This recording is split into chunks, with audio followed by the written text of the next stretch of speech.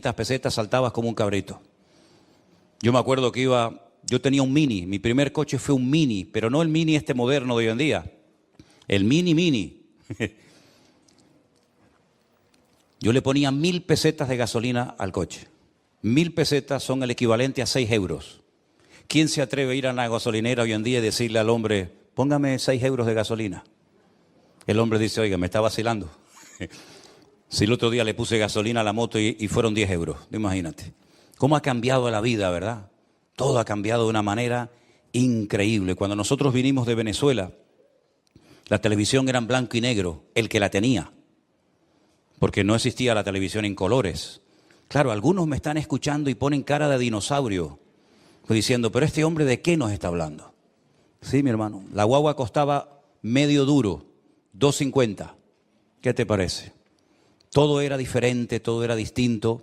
Nadie tenía teléfono móvil, no había internet, no había WhatsApp, no había Facebook, no había YouTube. Bueno, por no haber, no había a veces ni comida. Pero éramos felices, ¿sí o no? No extrañábamos de menos tantas cosas que hay hoy en día. Dicen que hay jóvenes hoy en día que están más enganchados al teléfono que muchos drogadictos en su época. De hecho, hoy en día ya a los niños no se les da la chupete, la chupa.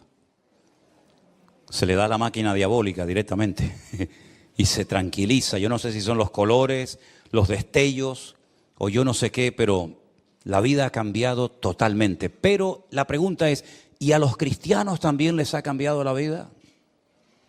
Pues también, mi hermano, también nos ha cambiado la vida. Porque yo me acuerdo hace años cuando yo me convertí y comencé a ir a la iglesia por primera vez en mi vida, allí en Las Palmas, que el cristianismo en aquellos tiempos no era tan complicado.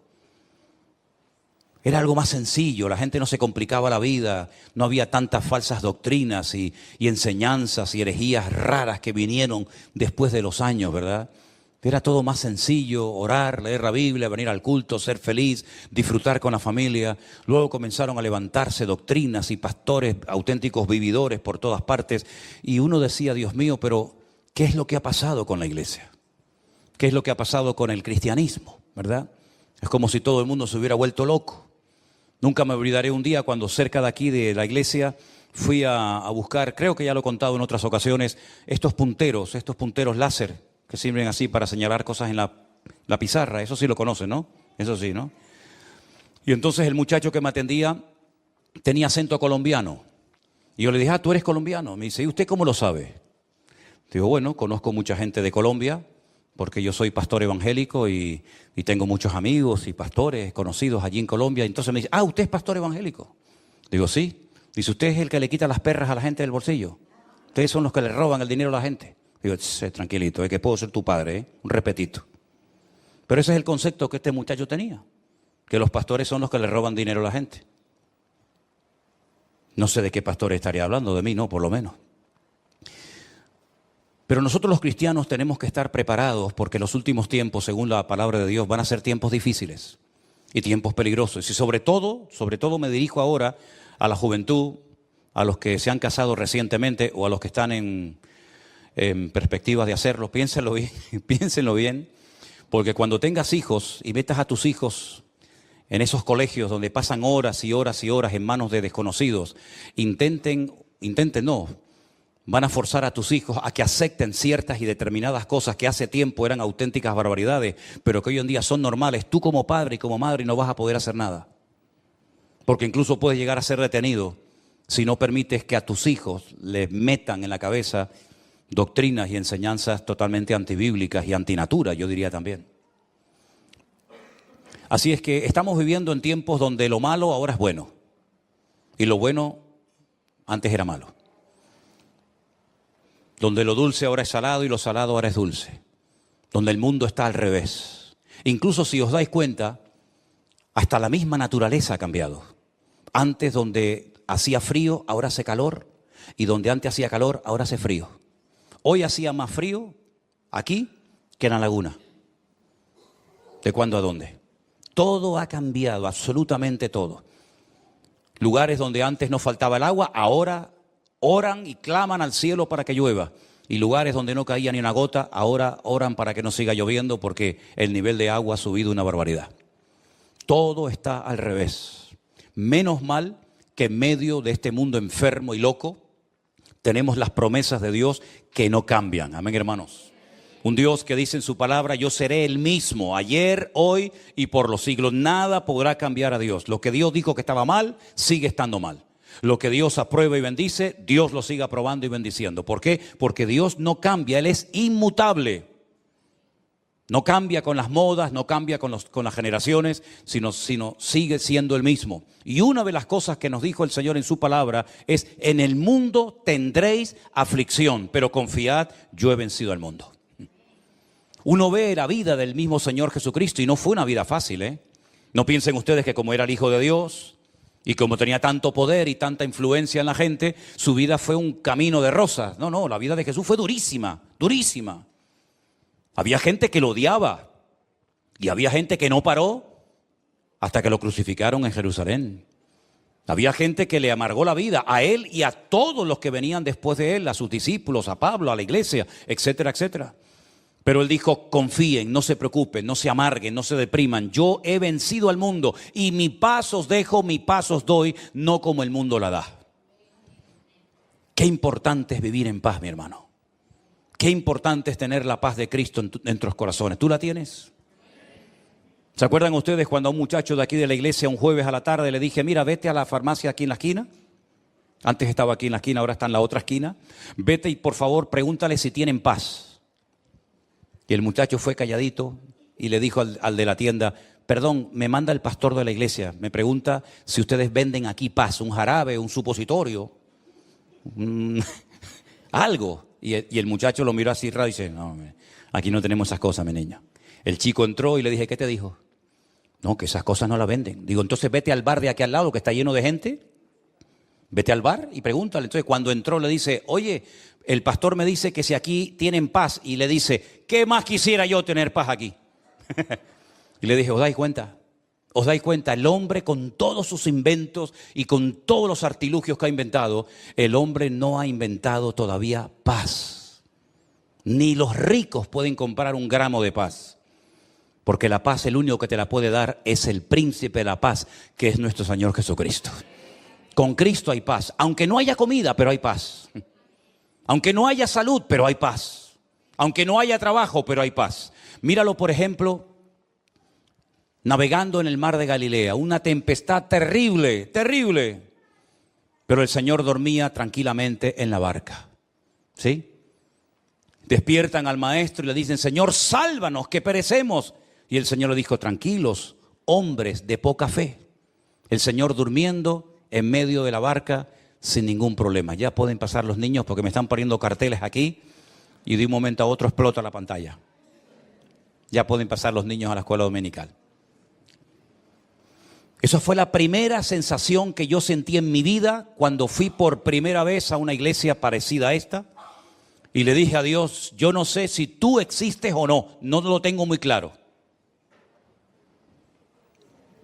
Pero si tú existes, yo quiero que me des paz porque no la tengo.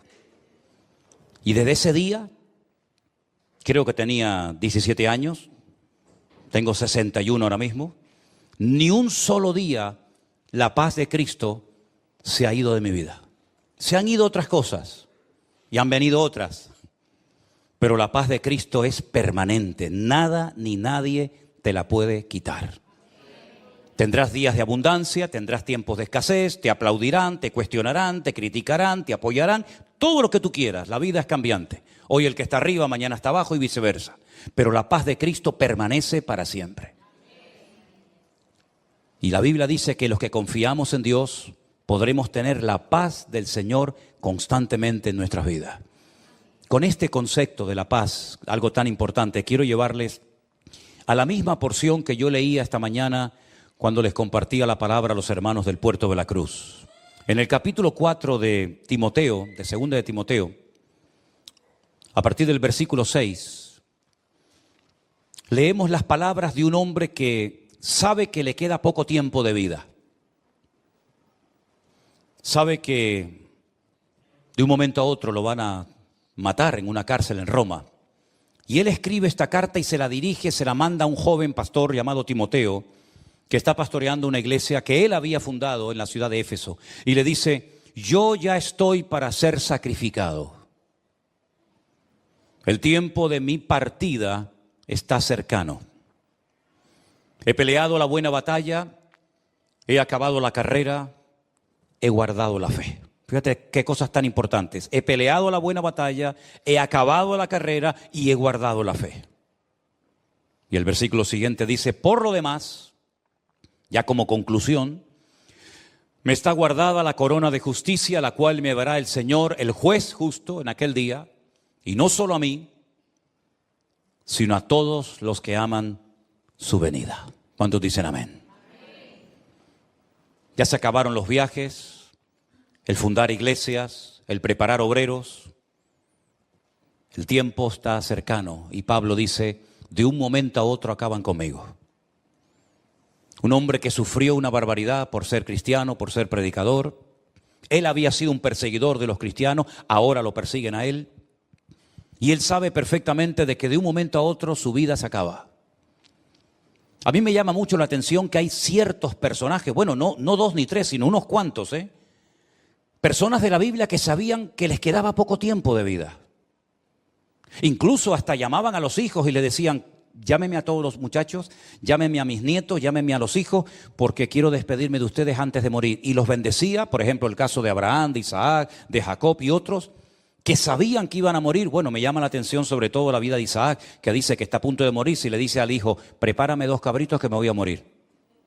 No, mandarse 2 cabritos uno solo, y se va a morir, y se come 2 cabritos. Y los bendice, porque sabían que les quedaba poco tiempo de vida. Y ahora el apóstol Pablo dice, me queda poco tiempo, el tiempo de mi partida está cercano, pero quiero dejar constancia de que para mí la vida no ha sido fácil, ha sido una lucha, una batalla tremenda. Y he peleado la batalla y he acabado la carrera, no he tirado la toalla antes de tiempo, sino que me he mantenido firme a pesar de las circunstancias hasta el final. Ah, y una cosa muy importante, y nadie me ha quitado la fe que tenía en el Señor. Amén. Me han quitado trozos de piel de la espalda a latigazos, me han humillado, me han criticado, me han perseguido, me han hecho todo tipo de perrería, pero la fe nadie me la ha podido quitar. Tampoco se la pudieron quitar a los jóvenes que llevaron a Babilonia, ¿se acuerdan? Se los llevaron cautivos a Babilonia, mataron a sus padres, les quemaron el templo, les destruyeron la ciudad, etcétera, etcétera, pero no pudieron robarle la fe de sus corazones. Tampoco a José. Y mira las perrerías que le hicieron a José, Lo vendieron, aunque realmente en el fondo querían matarlo, lo meten en una cárcel, lo acusan de algo que no había cometido, pero él en todo momento mantiene su fe y su confianza en el Señor. Y yo me pregunto, ¿cómo es posible que esta gente de la Biblia lo pasaran tan mal, José, David, Moisés, Pablo, Pedro, etcétera, y no perdían la fe? Y hoy en día te encuentras a hermanos, a cristianos, que pierden la fe tan fácilmente. ¿Cuál era el secreto de aquella gente? Porque parece que cuanto más los torturaban, más fe tenían.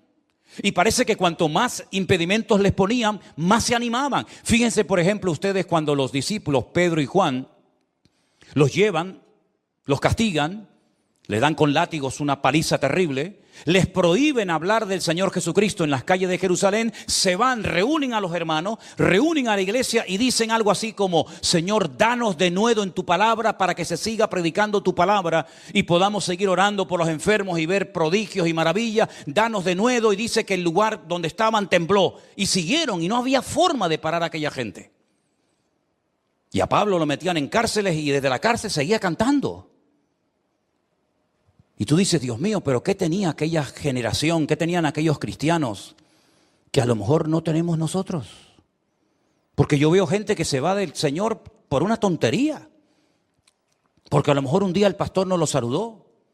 O porque un día escuchó una predicación y se sintió, me está hablando a mí, se sintió aludido, ofendido y cogió no vino más. Y yo digo, Dios mío, aquellas mujeres que llevaban a sus hijos en sus entrañas y a otros de pecho y salían a la arena del circo romano y eran despedazadas por fieras y los quemaban. Y Nerón, que se le ocurrió la genial idea de prenderle fuego mientras crucificaba a los cristianos para poder ver cómo las fieras se comían a los cristianos. Y dice que morían cantando, saltando y riendo. Yo digo, Dios mío, pero ¿dónde está la fe nuestra hoy en día? Porque esta gente pagó un precio terrible. ¿Nosotros qué precio estamos pagando? ¿Qué precio estamos pagando nosotros, cristianos occidentales, cristianos de Europa, por el hecho de ser cristianos, si nadie se mete con nosotros? Mira la iglesia ahora mismo, la puerta está abierta. Aquí no va a venir nadie, que yo sepa, a llevarnos presos, a llevarnos a un campo de concentración, a obligarnos a renegar de Cristo. Nadie se mete con nosotros. No es un delito ser cristiano, puedes venir con la Biblia en la mano o no. Puedes pararte en una calle y decir, oye, que Dios le bendiga, te pueden llamar loco, pero meterte en la cárcel por eso, pues no. Y sin embargo, a pesar de que lo tenemos todo, si nuestros antepasados levantaran la cabeza dirían, pero ¿de qué se quejan ustedes? Si tienen todo, hasta se quejan de lo que tienen. Y a veces tenemos una fe tan endeble, una fe tan emocional, una fe con tan pocas raíces. Me llama la atención que Pablo no solamente le dice a Timoteo que él ha terminado la carrera, ya ha peleado la buena batalla, ya ha mantenido la fe, sino que también hay un momento en el que a Timoteo le dice, y la fe que tú tienes ahora, primeramente habitó en tu abuela Loida, y después tu abuela se la transmitió a tu madre, a Eunice, y tu madre te la transmitió a ti. Hoy en día hay un empeño, y no es malo, pero se queda corto. Queremos darle a los hijos lo mejor, la mejor carrera, el mejor coche, la mejor ropa, las mejores cosas, el mejor estudio. Está bien, yo no tengo nada en contra de eso. Pero ¿y la fe? ¿Se la estás transmitiendo? Porque en la Biblia los padres le transmitían a los hijos el conocimiento de la Escritura. Y las madres la fe a sus hijos. Porque yo dije esta mañana, y estoy convencido de ello, que hay varias formas como puede venirte a ti la fe. Como puede crecer la fe. Por ejemplo, hay un versículo que dice, la fe viene por oír y por oír la palabra de Dios. Lo conocéis, ¿verdad? Ese término, ese verbo, es un término, digamos, polivalente. Se puede traducir por oír o por obedecer, que a mí me gusta más. La fe viene por obedecer y por obedecer la palabra de Dios. Es una forma como viene la fe. Pero hay momentos que te viene la fe y tú ni la has pedido. Es como un don, como un regalo, ¿no? Que el Señor te da. También la fe es como un fruto. Gálatas capítulo 5 dice, el fruto del Espíritu es amor, gozo, paz, paciencia, benignidad, fe, templanza, mansedumbre. Menciona la fe como parte del fruto, es decir, según tú vas avanzando y tú vas creciendo y tú vas madurando, la fe también va creciendo en tu vida. Pero también hay otro tipo, otra forma como te puede venir la fe, que a mí me gusta mucho esto. Y es por imitación. Por imitar la fe de otro.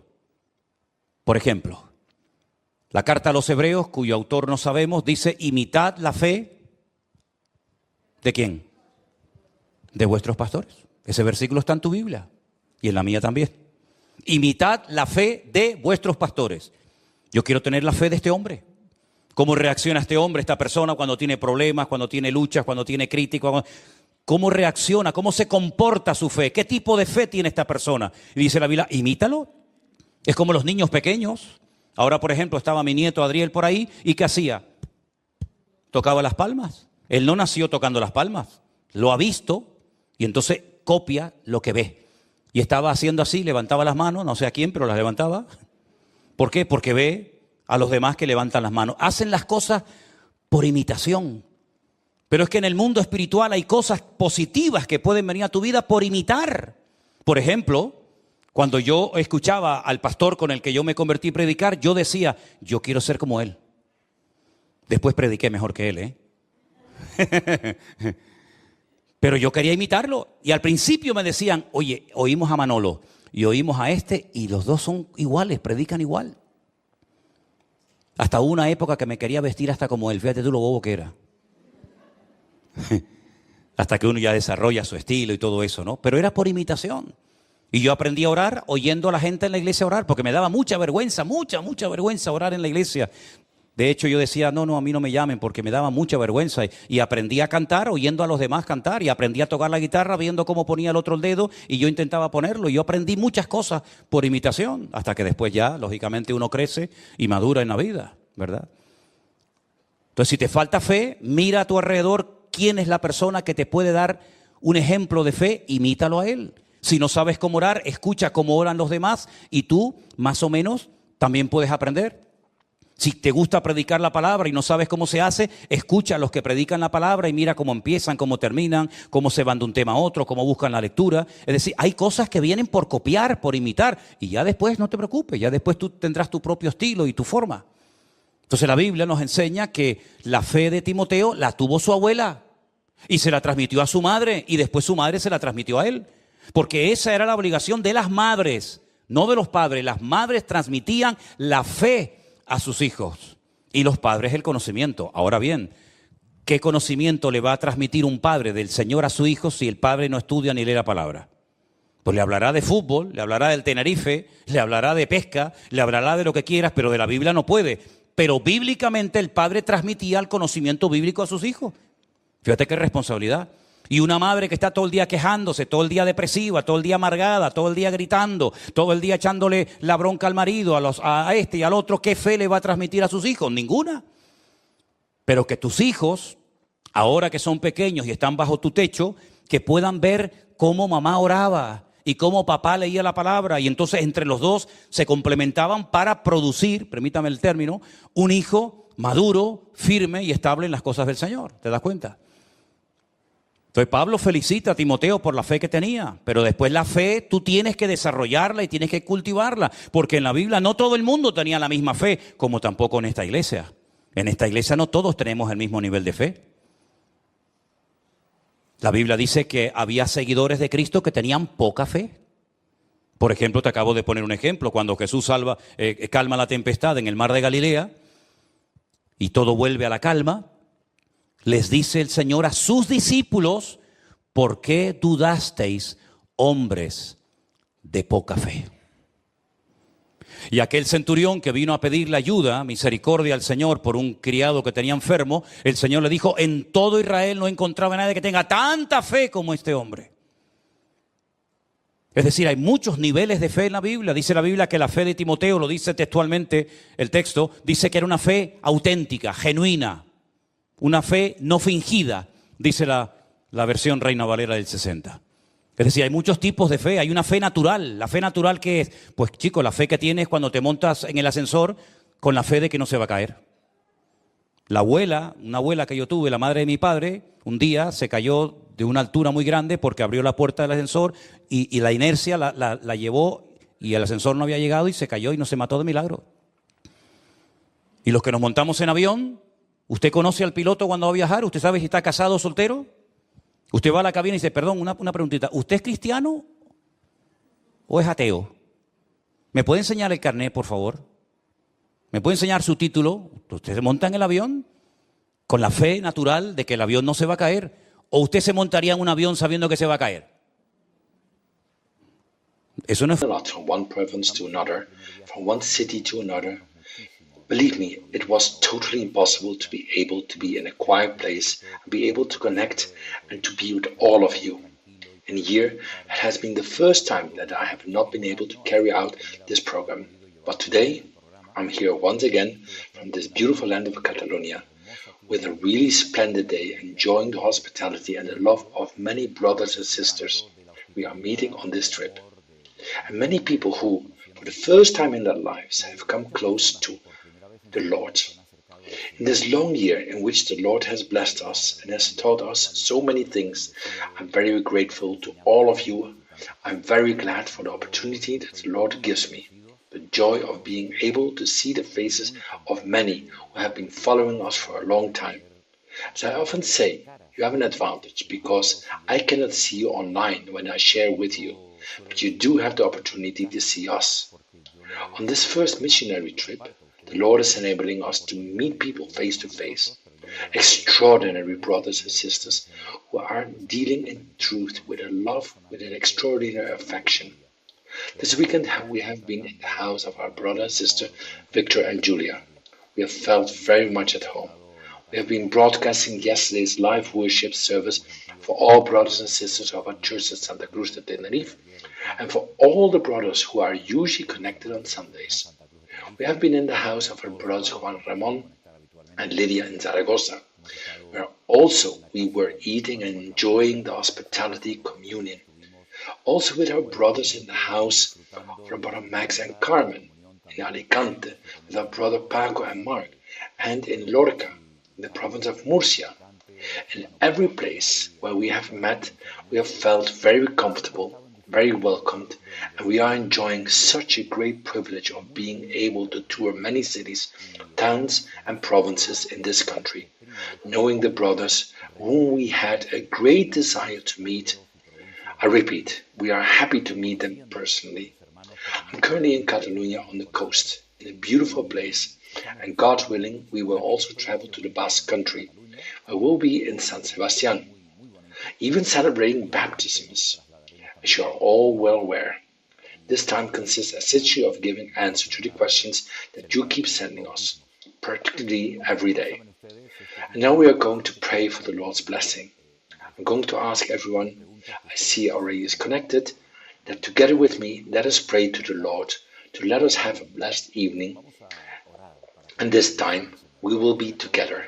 We can enjoy and learn more of our God and of His Word that so much blessing has brought and continue to bring us each day of our lives like this.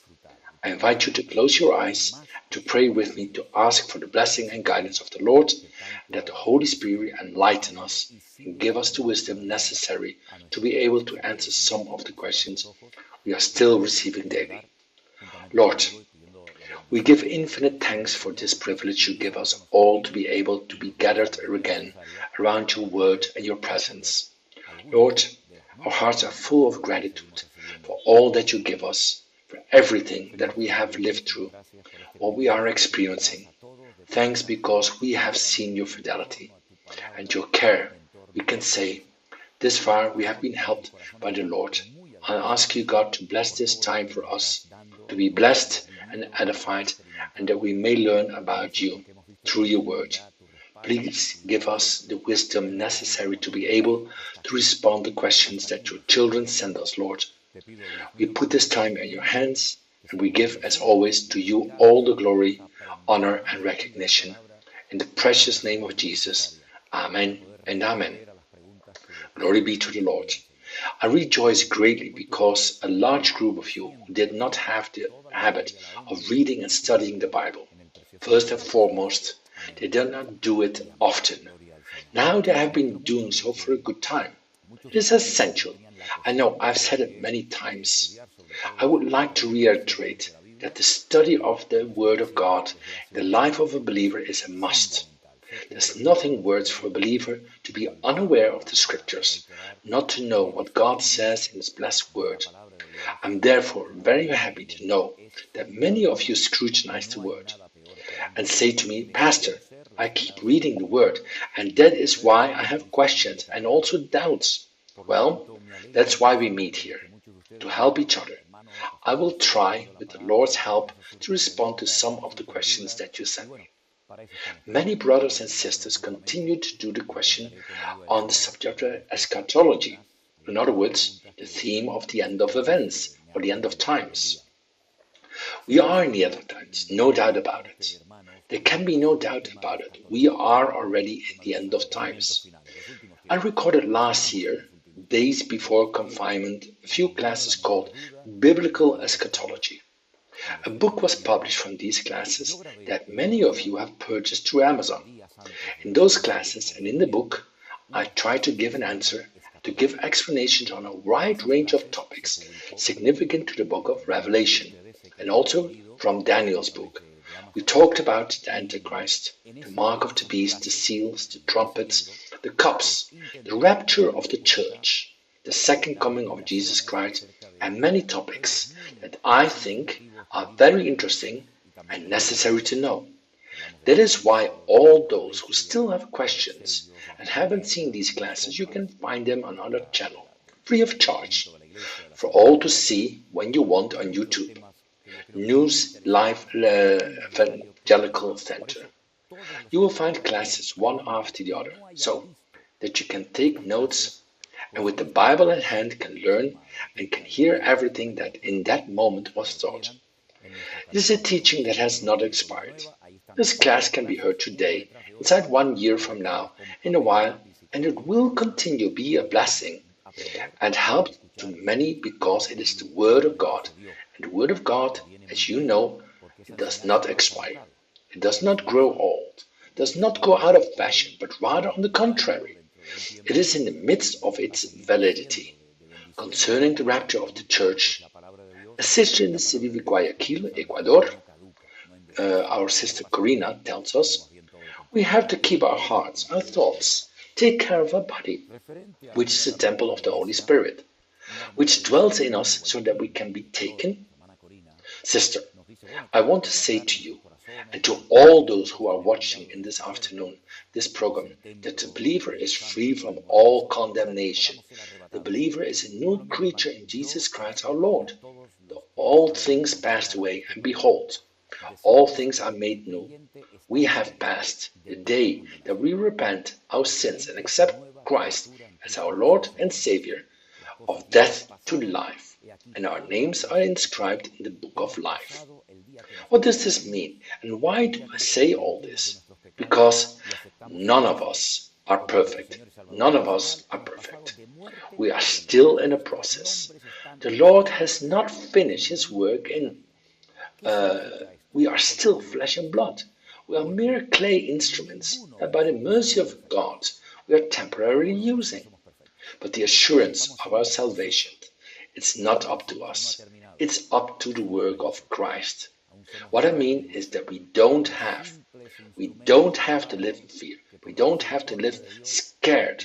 If a bad thought happened today in your mind, you can't think at any time that for that bad thinking, of which it is possible to repent at any time and must automatically do so, you are already going to remain and will not be part of the repentance of the church. You can't live in fear. I insist a lot on this because I see that there are so many believers I have met who live in fear and constant and permanent insecurity. It shouldn't be like this. The believers should live in peace and trust that the Lord in reality cares for us. But it does not mean that we do not have to be careful when thinking, speaking, when making decisions, and of course, we have to take care of salvation, says the Bible, with fear and trembling. But we either have salvation or we don't. It is not something that now I have and tomorrow I lose. Now if I have it, but inside half an hour I have already lost it. Today I'm going with the Lord, but if I fail, I'm not going anymore. With the Lord, always hesitating. You can't live with this constant and permanent anguish. We have to live in peace, enjoying at all times our relationship with God. He who believes in me has eternal life, says the Bible, and there will come no condemnation. More has passed from death to life. It is a fact. Salvation is not progressive. Salvation is instantaneous. Sanctification is the change that is gradually produced, day by day, year after year, in the life of the believer. Salvation and sanctification are two different things.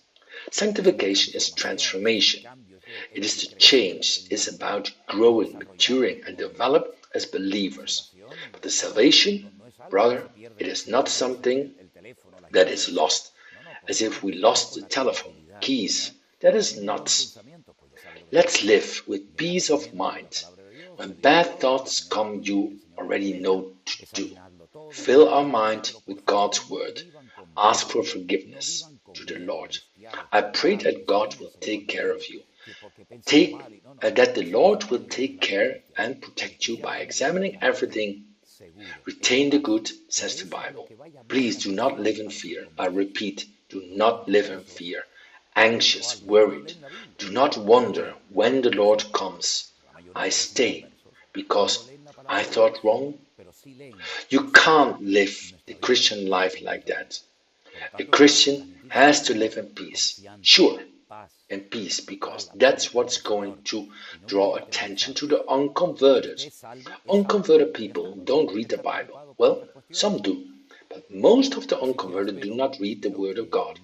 But if they read and observe our life, our behavior, for that matter, we therefore have to transmit security, confidence, total and absolute peace in the Lord, and not live in fear.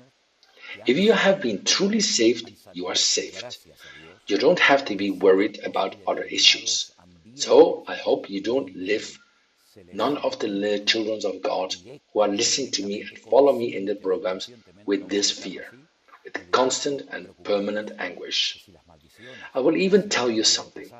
I frequently talk to believers who have left, thank God, certain and specific environments where directly or indirectly it was instilled in them, either consciously or unconsciously, to live in worry because of curses from the past or because of sins of the past.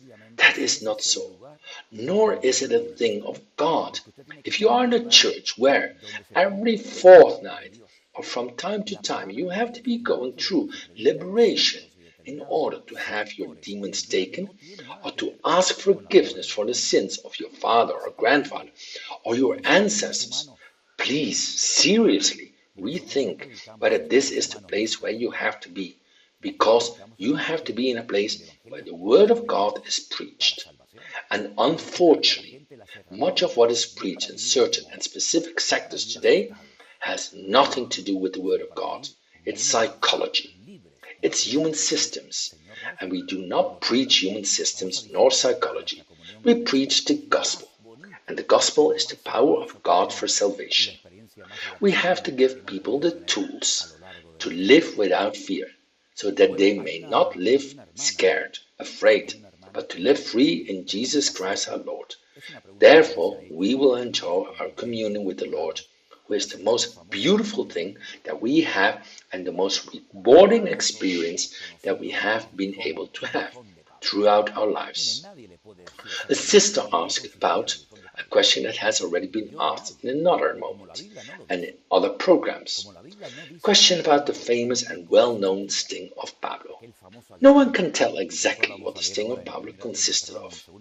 Neither I nor anyone else, since the Bible does not say, as the Bible doesn't say exactly what the sting was all about, we will read now in the 2nd of Corinthians chapter 12. You say, Paul's sting could be a disease or the sin of pride. I can categorically assure you that the sting of Paul was no sin. The sting was no sin. For if there was anyone in this life who wanted to live in order and holiness before God, it was without doubt brother Paul, the apostle Paul, Saul of Tarsus. So it was not a sin. It was something that prevented the apostle Paul to exalt himself. Let's go straight to the Bible, see what information it gives us concerning what we call or known as Paul's sting. If you have your Bible at hand, please search with me in 2 Corinthians chapter 12 from verse 1. I repeat, 2 Corinthians chapter 12, and we will read together the word of the Lord. Paul writes and says, It is doubtless no profitable for me to boast. I will come to the visions and revelations of the Lord. I know a man, it's he himself, but he is speaking in the third person as if he was talking about someone else, but it's him he's talking about, and says, I know a man in Christ who 14 years, whether in the body, I don't know, or whether out of the body, I don't know, God knows, was caught up to the third heaven, to the very presence of the Lord. It was a unique experience that Pablo experienced. I go on. I know such a man, whether in the body or out of the body, I don't know, God knows, who was caught up in paradise and heard inexpressible words which it is not lawful for a man to utter. Pablo's unparalleled experience of such a man, will I glory, but of myself in nothing will I glory, but in my weakness. Of course, someone may ask, and what would those weaknesses be? Well, I don't know. What would Paul's weaknesses? Well, Paul does not say them. Perhaps he had a tendency to pride, to glorification. After these experiences that he reveals in the Bible, humanly he could have a tendency of pride. But we don't know exactly of what Paul's weaknesses consisted. This is something very personal that he does not say clearly. There are my weaknesses. Who does not have weaknesses? Is there any believer who does not have weaknesses? I don't know anybody. Is there a pastor who does not have weaknesses? We all have weaknesses, emotional weaknesses, psychological, perhaps physical, or of any kind. Who doesn't have weaknesses? No one can and say, I'm not affected by the things I don't have any kind of weakness, because it's not true. It is not true. Then Paul says that he also had weaknesses. However, if I would like to boast, I would not foolish become. I would tell the truth, but I leave it, so that no one think more of me than what they see in me or hear from me. And so that greatness, this is the objective, so that the greatness of these revelations, not to exalt myself unduly, was given a thorn in the flesh, not a sin. God does not command us to sin, was given a sting. It is the word which he employs, something that bothered him in the flesh, a messenger from Satan who slapped me, so that I don't exalt myself. Above all, Paul says in these verses 8, I've told him 3 times that I have prayed to the Lord to take it away from me. And he said to me, my grace is sufficient for you, because my power is perfected in the weakness. Therefore, I would willingly rather glory in my weaknesses, to rest upon me the power of Christ. Therefore, for the love in Christ, I joy in the weaknesses, in affronts, in needs, in persecutions, in distress, etc. It was a special treatment that the Lord was having with Paul, that perhaps Paul had a tendency of glorification. Probably we all have a tendency towards something. But may the Lord preserve us. May the Lord deliver us. But let us remember that whoever is free of sins cast the first stone. There are no people who can boast and affirm, I'm not affected by anything or anyone. The Lord allowed Paul the Apostle to go through this situation. Paul prayed to God, not that he had no faith, as some people are saying. If you are sick, it is not because you have no faith. That is false, flatly untrue. If someone tells you in your church, whether you call yourself pastor, apostle, or reverend, bishop, I don't care what the title is, that they use. Your illness does not heal because you have no faith. It is possible that in some cases people do not have faith to be healed, but many people, many brothers, and I have known many, who have prayed in faith over the years for the illness, and the Lord, for whatever reason, has not healed them, but has given them a grace and special strength to be able to cope with that sting, that test, that disease. Therefore, don't feel guilty about the fact that you have to take medicine. Brothers, do not feel guilty. And if you have to get some medicine, please don't feel as if you are the worst Christian on earth. Not at all. Thank God there are medicines today which help us, especially those undergoing treatment, to cope with their illness, their pain, as dignified as possible. But there are also people who say, God has not healed you because surely there is a sin in your life, and until that sin hasn't been removed from your life, God will not heal you. It may be, in some cases, there is someone who is committing a sin that should have stopped long ago, irrespective of whether or not you receive health care. But you don't necessarily receive healing if there is no sin. I know people, good, holy, ordained in the Lord, who have a disease and that does not have anything to do with the fact that they are sick with their sins. These people are not committing or leading a double life of sin. So let's not mix up things. There's nothing wrong, there's nothing worse than accusing a Christian who's going through a difficult time in their marriage, in their economy, or with their health. There's nothing worse and nothing could be crueler than to say to a sick brother, there's a sin in your life. You do not have enough faith for your child who has a disease being healed. That is cruelty. God forbid we treat our brothers like merchandise. The men and women bought and redeemed by the precious blood of our Lord Jesus Christ. We must treat each other with the utmost respect in the Lord's church. Respect for our brothers and sisters who are going through a difficult, painful time, who have to be operated on, are undergoing treatment. May God strengthen our brothers and sisters and bless them And may you never, I repeat, never ever utter from our lips words of critical censure judging a brother who is sick because today they are sick. But who knows if tomorrow it's your turn or any one of us. So that God forgive us when we have said what we shouldn't have said. The Bible says that what we have to say are words that build, words seasoned with salt, words of encouragement and not of condemnation.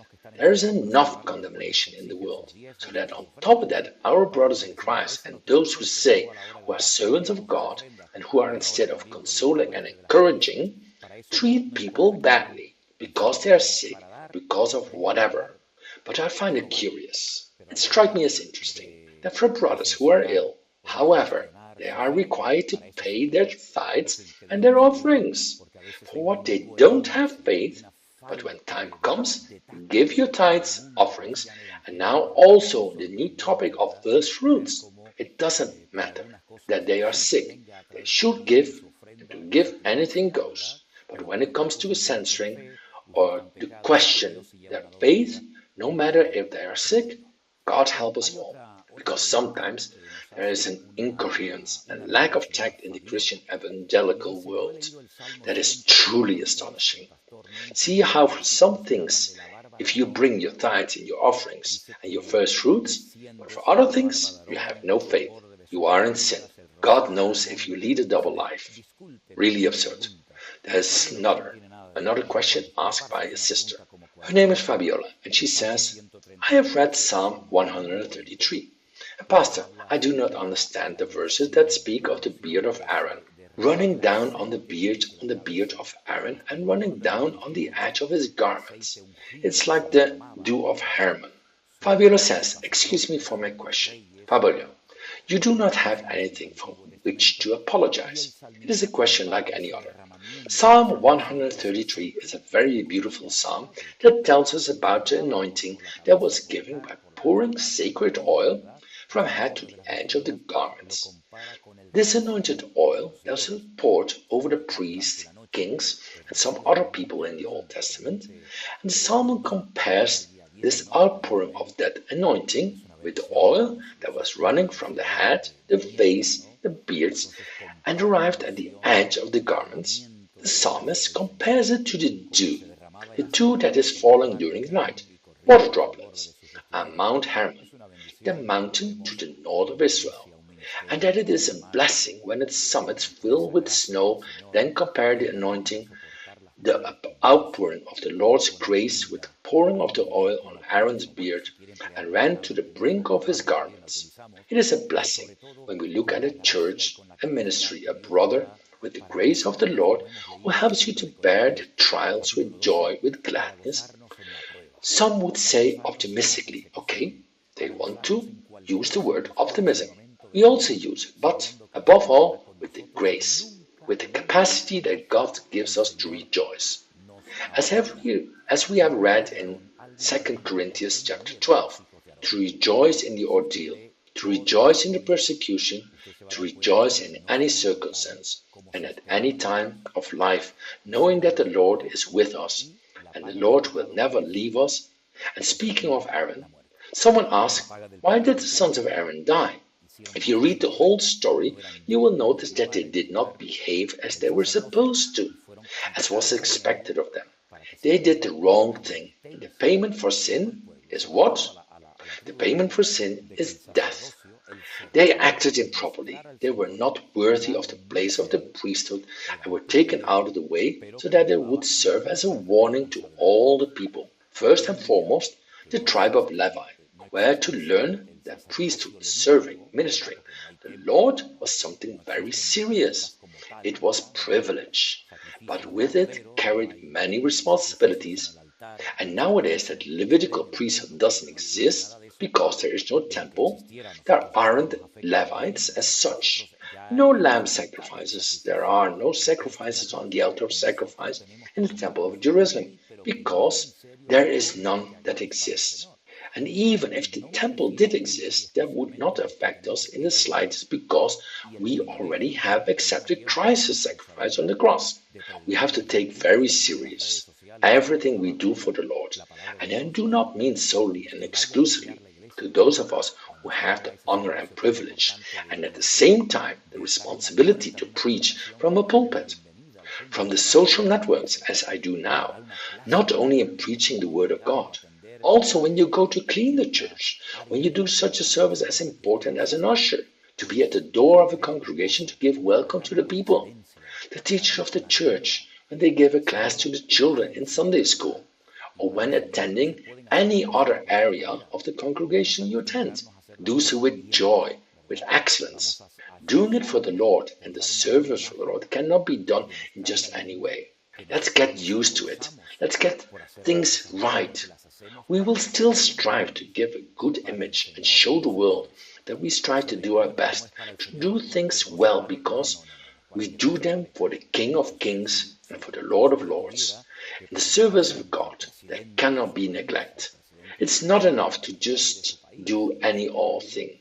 If you would have to appear before the president of your nation or in front of the king of your country, you would surely come forward well dressed. You would try to give a good image, even more so for us who serve the King of the universe. We serve our God, the creator of heaven and earth, to whom the best praise should be offered, the best worship, the best attitude, and rejoice in all that He allows us to do for Him because it is an honor and a privilege to serve the Lord. There are still many questions. I do not have enough time to answer all of them, but I would like to finish this afternoon by saying, number one, do not live in worry and anguish. Do not allow anyone, I repeat, anyone, whoever it is, and whatever his name may be, make you feel bad, make you feel guilty, because there is no condemnation for those who are in Jesus Christ our Lord. Live in peace, my brothers. Live in peace, dear brothers and sisters. If your father was an alcoholic, your ancestors did terrible things, but you are a son of God. You are not accountable to anyone, nor have to ask anyone for forgiveness for the sins that your ancestors committed. You will be accountable to God for your sins, and not for the sins of your great-grandfather, great-great-grandfather, or God knows who. Do not allow anyone to say, well, now you start thinking, now you go back to the womb of your mother and look for it because there is surely something. No. He who is in Christ is a new creature. Brother, do not be fooled or deceived, manipulated by anyone. And of course, don't think of paying money to anyone to minister you, because that's what they did. Other people to whom they criticize. And now it turns out that some today to give you their spiritual coverage, to do you the favor of prayer for you or minister. You beforehand, you have to go to the ticket office and pay. Have to go to the cashier's office. Not at all. Don't play that game. Enter this terrible world where the gospel has been distorted, teaching